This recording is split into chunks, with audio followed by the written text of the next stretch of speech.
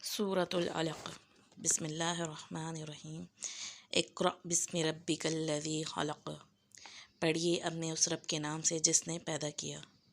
نبی کریم صلی اللہ علیہ وسلم جب غار حرا میں غور و فکر و سوچ وچار میں وقت گزار رہے تھے تو اسی زمانے میں ایک دن آپ صلی اللہ علیہ وسلم غار حرا میں مصروف ذکر تھے کہ جبریل علیہ السلام آئے اور آپ صلی اللہ علیہ وسلم سے کہا اقرأ کہ پڑھیے۔ آپ صلی اللہ علیہ وسلم نے فرمایا ما انا بقاری، کہ میں تو پڑھا ہوا ہوں ہی نہیں۔ اس پر جبریل علیہ السلام نے آپ صلی اللہ علیہ وسلم کو سینے سے لگا کر بھینچا اور پھر پڑھنے کو کہا۔ پھر آپ نے یہی فرمایا کہ میں پڑھا ہوا نہیں ہوں، اور جبریل علیہ السلام نے پھر وہی عمل دہرایا اور آپ نے بھی وہی جواب دیا، حتیٰ کہ جب جبریل علیہ السلام نے تیسری مرتبہ آپ صلی اللہ علیہ وسلم کو بھیجا تو فرمایا اقرأ بسم ربک الذی خلق، پڑھیے اپنے رب کے نام سے جس نے آپ کو پیدا کیا ہے۔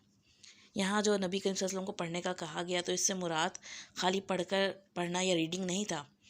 کیونکہ آپ صلی اللہ علیہ وسلم تو ریڈنگ کر ہی نہیں سکتے تھے، بلکہ اصل میں کیا تھا، اس دین کے حوالے سے اقرأ علی الناس مراد تھا، یعنی کہ اپنے رب کے نام سے آپ پڑھیے اور لوگوں کو پڑھ کر سنائیے۔ فرشتہ اس لیے نہیں آیا تھا کہ آپ صلی اللہ علیہ وسلم کو پڑھائے اور چلا جائے اور آپ صلی اللہ علیہ وسلم اس کو یاد کر کے بس برکت حاصل کر لیں اور بیٹھ کر ثواب کماتے رہیں اور بات ختم نہیں۔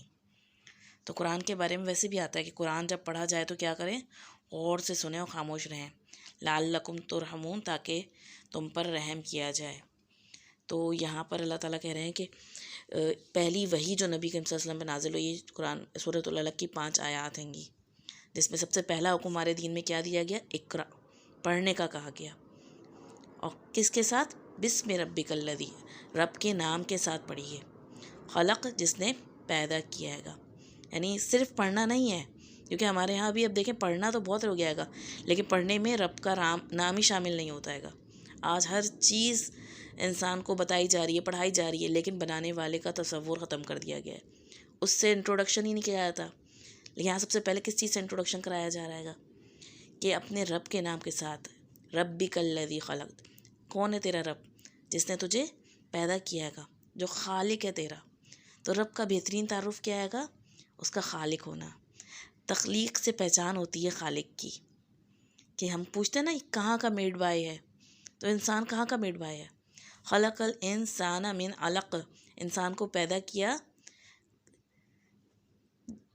جمے ہوئے خون کے لوتھڑے سے،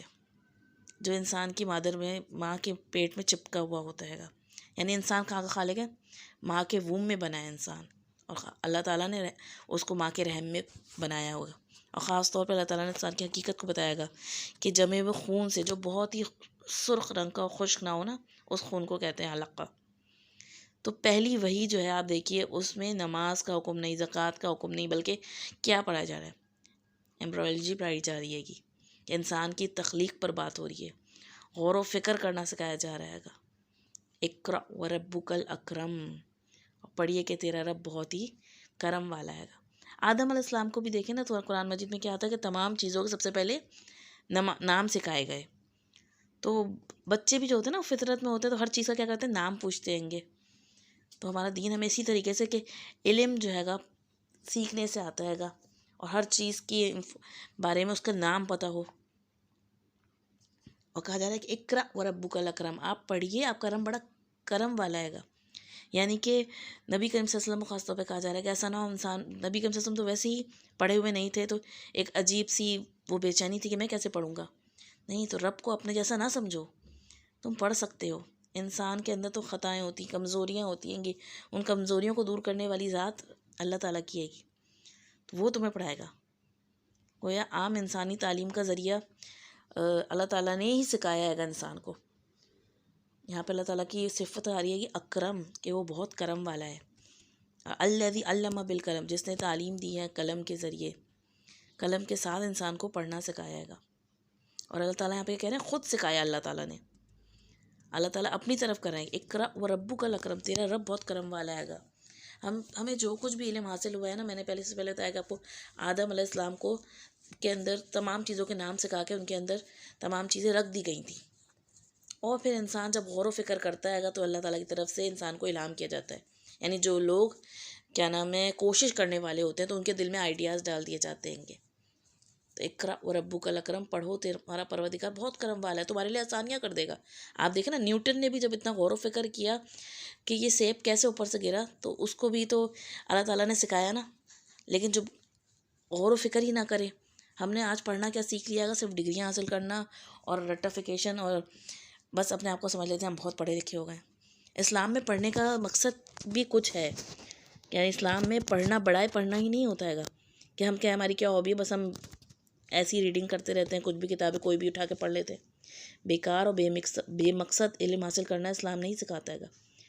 جو کچھ ہمیں پڑھنا ہے، جو کچھ ہم سیکھتے ہیں، وہ بھی ہمارے اوپر ایک امانت ہوتی ہے کہ ہمیں اسے آگے پہنچانا ہے گا۔ تو بامقصد علم سیکھیں اور اللہ تعالیٰ اس میں ہماری مدد فرماتا ہے گا، کرم کرتا ہے گا۔ یعنی علم الانسان ما الذی علم بالقلم، انسان کو قلم کے ذریعے اللہ تعالیٰ نے سکھایا۔ علم الانسان ما لم یعلم، اور انسان کو وہ کچھ سکھایا وہ جو نہیں جانتا تھا، یعنی اللہ تعالیٰ کی طرف سے سکھایا گیا ہے گا جو انسان کو نہیں پتہ تھی وہ باتیں۔ قرآن مجید میں آتا ہے نا، لقد من اللہ علی المؤمنین، کہ اللہ بتا تحقیق اللہ تعالیٰ نے احسان کیا ایمان والوں پہ، اس بعث فیہم رسول من انفسہم، کہ ان کے درمیان انہی میں سے ایک رسول بھیجا جو انہیں کتاب کی آیات تلاوت کر کے سناتا ہے گا اور ان کا تزکیہ کرتا ہے گا اور کتاب و حکمت کی ان کو تعلیم دیتا ہے گا۔ تو یہاں پہ جو علامہ آ رہا ہے نا، یہ تعلیم سے آ رہا ہے گا، اور علامہ کے لیے کیا آ رہا ہے، علامہ بالقلم، کہ اللہ تعالیٰ نے قلم کے ذریعے سکھایا۔ قلم جو ہوتا ہے، قلم کے بغیر جو ہوتا ہے نا، علم نہیں آ سکتا۔ پڑھنے کے ساتھ جو ہے لکھنا بھی سکھایا اللہ تعالیٰ نے، اور تعلیم حاصل کرنے میں قلم کا بہت بڑا کردار ہے، بہت ضروری ہے۔ آپ دیکھیں لکھنے والے کے لیے عزت کے الفاظ آتے ہیں، کرامن کاتبین، کاتبین، کاتب کہتے ہیں لکھنے والے کو، کہ لکھنے والے، عزت معزز لکھنے والے۔ تو یاد رکھیں سیکھنے کے لیے قلم بہت ضروری ہے۔ اگر آپ اللہ کی کتاب کو سنتے ہیں اور صرف برتن دھوتے ہوئے ان لیکچرز کو سن لیتے ہیں، ان باتوں کو سن لیتے ہیں، تو آپ سیکھ نہیں سکتے، تعلیم حاصل نہیں کر سکتے۔ علم کے لیے آپ کا بیٹھ کر ایک غور و فکر والی کیفیت میں قرآن کو کھول کر اور قلم کو ساتھ لے کر چلنا بہت ضروری ہے۔ اور علم الانسان ما لم یعلم، انسان کو وہ کچھ سکھایا جو وہ نہیں جانتا تھا۔ انسان آج تک کیا کچھ ڈسکور کر رہا ہو، دیکھیے گا قیامت تک ڈسکوریاں ہوتی ہی رہیں گی، لیکن حقیقت میں اللہ تعالیٰ علم کس کو دیتا ہے گا؟ نبی کریم صلی اللہ علیہ وسلم فرمایا من یرید اللہ بہ خیرا یفقہہ فی الدین، جس کے ساتھ اللہ تعالیٰ بھلائی کا ارادہ کرتا ہے نا، اس کو دین کی سمجھ دیتا ہے۔ آپ کسی کے لیے بھی اتنی کوشش کر لیں کہ اس کو سے کچھ سکھا دوں، یہ کچھ سیکھ لے، لیکن نہیں، ایسا پاسبل نہیں ہے۔ اصل میں تو علم اللہ تعالیٰ کا ایک بہت بڑا گفٹ ہے، اور خاص طور پہ بسم ربک الذی خلق، اس رب کا علم جس نے تم کو پیدا کیا ہے گا۔ دنیا میں ہر طرح کے علم تو لوگ حاصل کر رہے ہیں، کچھ فائدہ مند بھی ہیں، کچھ بیکار بھی ہیں، کچھ انسان کے لیے خسارے کا باعث بھی ہیں گے، لیکن جو سب سے ضروری علم ہے، کہ جس کے علم کے بغیر اگر جو فائدہ مند علم ہے دنیا کے بھی، وہ بھی انسان کو خسارے تک لے جائیں گے، وہ ہے گا اللہ کی پہچان، خالق کی پہچان کا علم،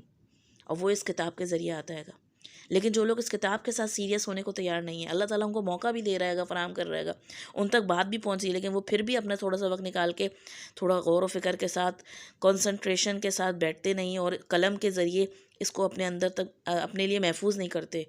تو وہ بھی اپنے علم، اپنے اس وقت سے اور اپنی اس جو اللہ تعالیٰ کی طرف سے ایک خاص لکی ٹائم اور آپ کو مہلت مل رہی ہے، کہ موقع مل رہا ہے گا، اسے صحیح طور پہ فائدہ نہیں اٹھا رہے۔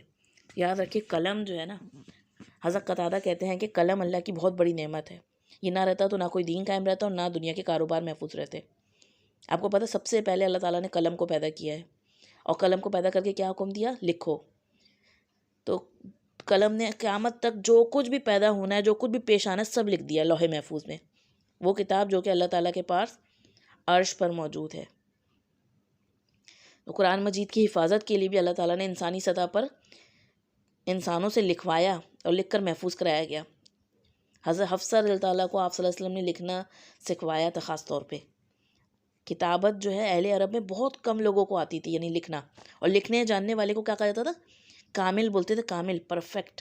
تو اگر اللہ تعالیٰ نے آپ کو لکھنے کی صفت اور اس علم سے نوازا ہے گا، تو سب سے بہترین چیز جو آپ لکھ سکتے ہیں گے وہ اس وقت اللہ کا دیا، اللہ کا یہ کلام ہے گا، جو آپ سیکھ رہے ہیں گے اس کو لکھیں، لکھ کر اپنے تک محفوظ کریں تاکہ اندر تک پہنچے، دل تک۔